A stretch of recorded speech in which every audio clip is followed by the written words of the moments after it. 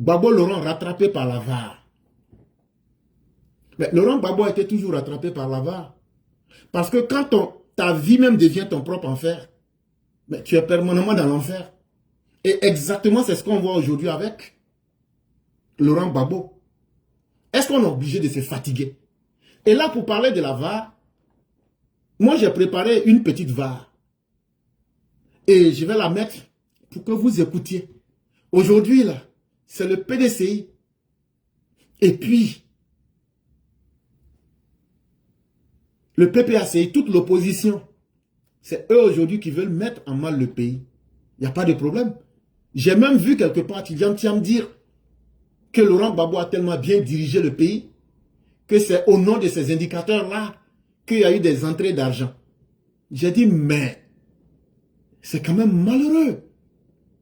Ce qu'il voulait dire, c'est parce que le PPTE là, il dit c'est parce que ça a été obtenu que l'argent la Ouattara a obtenu pour travailler.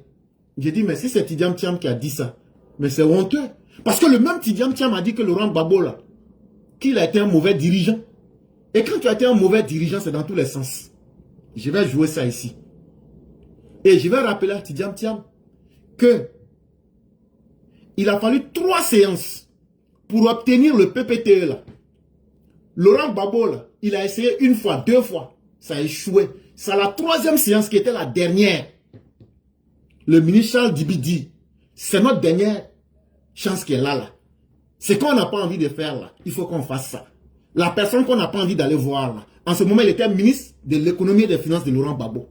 Il dit, c'est celui-là, il faut qu'on aille le voir. Et c'est lui seul qui peut nous aider. Et c'est à cette 3e phase-là que le président Ouattara les a aidés à avoir le PPTE.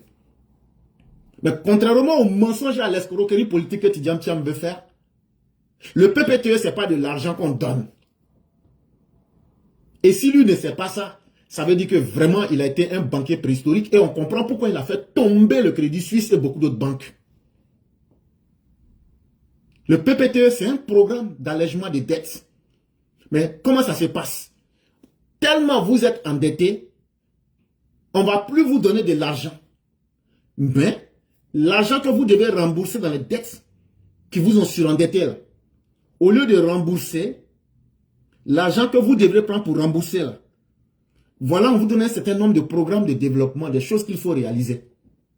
Si vous arrivez à les faire avec l'argent que vous devrez prendre pour rembourser, là, si on voit que vous avez réalisé ce qu'on vous a demandé, c'est-à-dire les infrastructures et les programmes de développement, là, on laisse tomber la dette.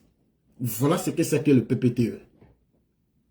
Et donc ici, pour parler de VAR, c'est tellement intéressant que lui-même, Tidjam Thiam, nous donnait d'abord même le bilan de la gestion de Laurent Gbagbo. Et on va écouter ici ensemble.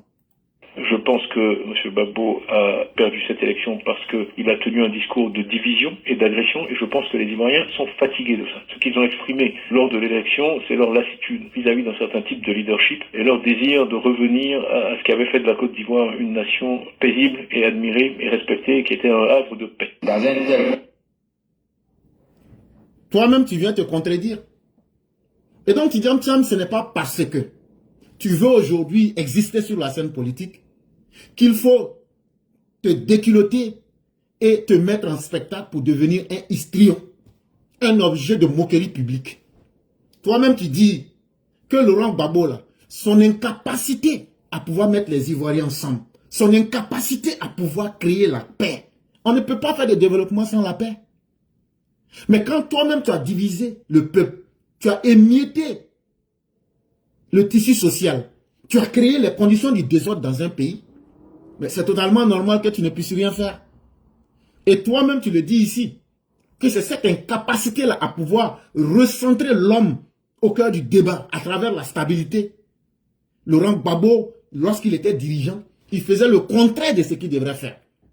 Et quand il a fait ça, selon toi-même, Tidjam Thiam, il a été donc un mauvais dirigeant. Et quelles étaient les conséquences? Quelles ont été les conséquences de ce comportement? Elle conteste toute politique de relance de façon forte et durable n'était pas viable à raison d'une part de l'impossibilité de mobiliser suffisamment de ressources intérieures pour relancer l'investissement. Et donc, puisque tu as créé les conditions du désordre et que Tidjane Thiam dit que tu as été un mauvais dirigeant parce que tu n'as pas pu maintenir la paix, et compte tenu du fait qu'il n'y a pas la paix et la stabilité, ton ministre Charles Kofi Dibi, ton ministre de l'économie Laurent Gbagbo, des finances, est en train de nous dire ici, voilà les conséquences de ton immaturité politique. Ça fait que la Côte d'Ivoire était devenue un pays à qui on ne pouvait pas prêter de l'argent, à qui on ne pouvait pas faire confiance. Parce que dirigé par des dirigeants incapables, des dirigeants sans projet et des dirigeants sans ambition pour leur propre pays. Et ils continuent pour nous dire encore les conséquences profondes. Et d'autre part, de l'incapacité de la Côte d'Ivoire d'emprunter en raison de sa situation financière. La viabilité des finances publiques n'existe plus. Le revenu par tête doit être supérieur à 786 $. Et donc maintenant, il nous dit les standards qui ont été imposés au monde là, pour voir si votre économie est en avance, ou bien est juste stable, ou bien est carrément dans le rouge en bas. Il nous explique les indicateurs ici. Et la Côte d'Ivoire était en mauvaise posture dans tous les standards, au point que la croissance économique était à moins 5,9% lorsque le président Ouattara prend le pays à partir d'avril 2011. Et ici, Charles Kofi Dibi, le ministre de l'économie et des finances de Laurent Gbagbo, explique aujourd'hui, en vous donnant une à une les détails qui font froid dans le dos. Là, nous étions en dessous. La valeur actualisée nette de la dette sur exportation, le maximum c'est 150%. Nous étions à 153,7%. La valeur actualisée nette de la dette sur ressources budgétaires, le ratio maximum c'est de 250. Nous étions à 327. Et la recette budgétaire hors don sur le produit intérieur brut, maximum c'est de 15%, nous étions à 19%. Avec bien entendu le niveau de taux de pauvreté que nous l'avons dit. En 2010. Et donc vous connaissez le taux de pauvreté qui était à plus de 56%. Et ça, tout le monde peut taper. Taux de pauvreté en 2010. Je crois que c'était 56,7%. Ça veut dire plus de la moitié des Ivoiriens étaient dans une misère incomparable. C'est que la Côte d'Ivoire n'avait jamais connu. Entre-temps, lui-même Laurent Gbagbo a surendetté la Côte d'Ivoire avec des sommes extrêmement énormes. Et quand on lui demande les sommes que tu as pris pour endetter la Côte d'Ivoire, là, tu as fait quoi? Rien comme bilan. Et donc, Tidjane Thiam, celui que tu prends aujourd'hui en exemple, et comme tu l'as dit, qui a été un mauvais dirigeant, voici lui-même, en plus des standards négatifs, économiquement parlant, dans lesquels il avait mis la Côte d'Ivoire, voilà lui-même qui dit de sa bouche la dette qu'il a laissée sur le dos de la Côte d'Ivoire. Au moment de la fin de mon pouvoir, la dette totale était de 7 760 milliards. Et donc vous aurez entendu, la dette totale était de 7 660 milliards. Ce que les Ivoiriens ne comprennent pas, 1 milliard là, il faut prendre 1 million. Et puis tu mets un tas de 1000. C'est ça qui fait 1 milliard. Ça veut dire 1 million là, tu comptes ça 1000 fois. C'est ça qui fait 1 milliard. Lui seul, Laurent Gbagbo là, il a laissé une dette de 7 600 milliards de francs CFA à la Côte d'Ivoire. Tout cet argent là, c'est allé où? Est-ce que vous, toi qui m'écoutes là, est-ce que tu ne dois pas demander aujourd'hui à Laurent Gbagbo, cet argent est allé où? Et qui a payé ces sommes-là? Celui qui a payé ces sommes s'appelle Alassane Ouattara. En plus des dégâts que Laurent Gbagbo a fait dans son régime en imposant une sale guerre à la Côte d'Ivoire. Et c'est important. Et ce n'est pas tout. Lui-même, il reconnaît les faits. Et en plus, voici ce que Afin N'Guessan dit de leur gestion. La gestion du FPI lorsqu'ils étaient au pouvoir. Lorsqu'on perd le pouvoir, c'est parce qu'on n'a pas été à la hauteur du défi qui était posé.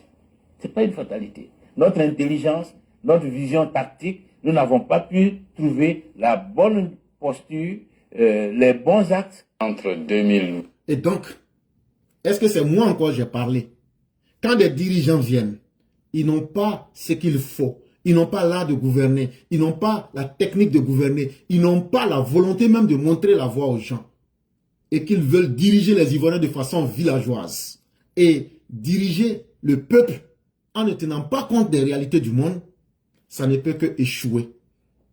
Mais mieux, un économiste du FPI, Mamadou Koulibaly, nous explique encore pourquoi il y a eu tout cet échec-là encore. 2008, 2009, 2000, où la Côte d'Ivoire tombait dans la croissance lente ou même parfois la décroissance. Il n'a eu... Et donc vous avez entendu? Où la Côte d'Ivoire tombait dans la décroissance.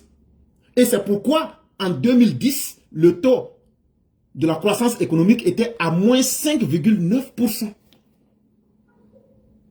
Et vous voyez donc combien de fois le pays était tombé et était en lambeaux. Et c'est ça qu'il faut qu'on dise aux Ivoiriens. Et c'est sur ce terrain-là qu'on va vous amener pour montrer ce que la Côte d'Ivoire était et ce que vous pouvez faire. Et dire aux Ivoiriens que vous êtes des gens qui ne sont là que pour perdre le temps aux Ivoiriens et que cette réalité-là, ça ne va plus se reproduire. Parce qu'aujourd'hui, les filles et les fils de la Côte d'Ivoire ont besoin que le pays puisse évoluer. Mais dans ce contexte négatif, où la croissance économique était décroissante, ça veut dire qu'on allait carrément dans le rouge. Regardez ce que Laurent Gbagbo faisait. Aucune difficulté à renouveler les contrats sur l'eau, sur l'électricité, sur le téléphone, Bouygues, France Télécom. Aucune difficulté à donner le terminal à conteneurs à Bolloré. Aucune difficulté à donner le chantier de Yamoussoukro à Fakouri. Aucune difficulté à donner, même entre les deux tours, les puits de pétrole à la frontière ghanéenne à Total. Et c'est quand même Bolloré qui a financé, soutenu avec Stéphane Fuchs la communication politique du président Gbagbo. C'est quand même la Sofres qui a fait le sondage pour le compte du président Gbagbo sur les élections.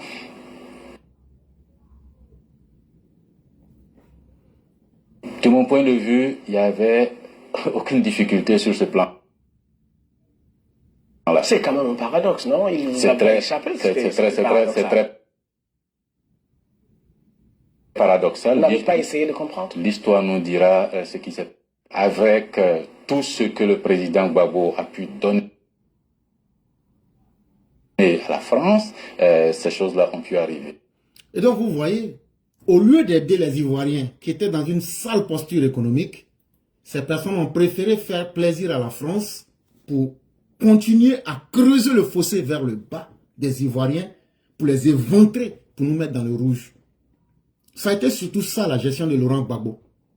Et quand on voit un Tidjane Thiam aujourd'hui, par malhonnêteté et par escroquerie politique, qui veut ruser avec les consciences, nous lui disons non. Ne vous trompez pas de combat, parce que nous sommes encore conscients de notre histoire et nous n'allons pas accepter cet état de fait.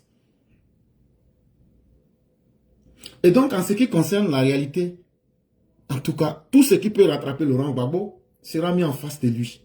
Et c'était important qu'on puisse vous le dire.